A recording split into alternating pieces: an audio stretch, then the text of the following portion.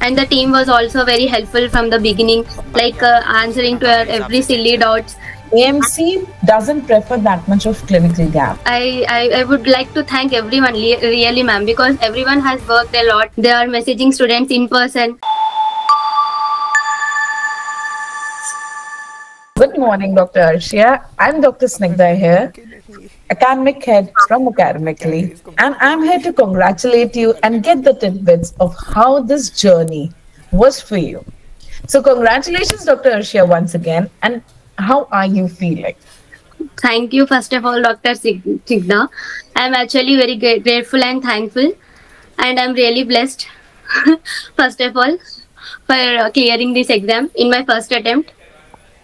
That is a big achievement, right? Like, there are few people who have been unlucky. It's just that crossing mark. Yeah. Lately, I've had a lot of students who are stuck at like 230. Yeah. Or 240. Even I had someone recently with 2 or 3 marks. Yeah. Difference. So what do you think is the difference that makes you cross that 250? This side and that side. What in the preparation makes you cross that line? Actually, ma'am, I think everyone works really hard to get, to qualify this exam. But as many people also work, but they nearly miss by like 2 or 3 points, I think so. Yes. Actually, everyone uses the same strategy, and Academy also helps us everyone. Like they guide us from the beginning, what to study and what to not. And as I think the lectures, mentors, and the videos are well concised, and if we follow them regularly and without missing anything, as they always keeps us updated on the updated guidelines, as they always keeps us messaging. I think if we work see all the videos and do all the MCQs which are available on the portal. Yes. And yeah, I think so. If we plan correctly, we can clear this exam, ma'am. Thank you, Dr. Arshia. So now, if you don't mind, I would like to know your journey starting from MBBS to how you joined Academically. Okay. And why you decided to take up AMC. Yeah, actually, ma'am, I finished my internship in 2024. Okay. So I was waiting for my college to get listed on the AMC website. Oh. So that I was planning to take this exam early, but my college got permission and listed on the website. I think at the end of the December, ma'am. Okay. So yeah. So in January, ma'am, I started seeing all the resources. I started planning what to take and how to join. Then in January, I think, ma'am, I started. I joined Academically, but I started my preparation from Feb 1st, ma'am. Actually, Okay. then yeah, I thought of giving my exam in August or September actually, but my degree verification took long time. I think in the middle of July, I got my degree verified, ma'am. Oh, it took a lot of time. Yeah, ma'am. Actually, because I started for applying I started my application in March, ma'am. April, May, June, July, something. It took around 3.5 months.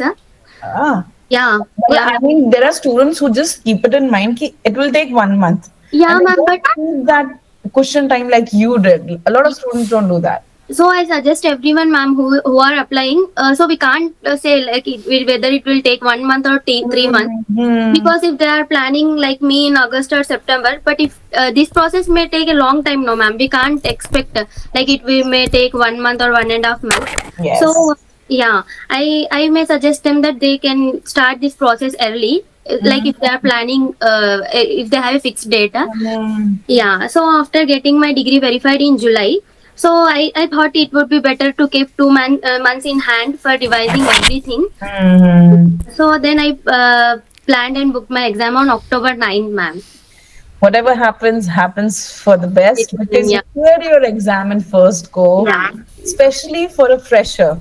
Yeah, ma'am. Who doesn't we are talking about the clinical people who have clinical experience. It is something else. For a fresher, I am so proud of you. Yeah. It's been a big achievement on your end. One more thing, ma'am. I don't have any seniors who have given this exam from my college, ma'am. Wow. I'm the first person from my college, and my batch is the first batch to get graduated from my college.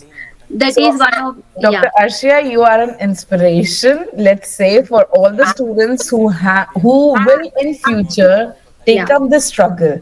You took up the task of getting your college listed. Then you took up the task of getting your degree verified. You have opened up a path for numerous people.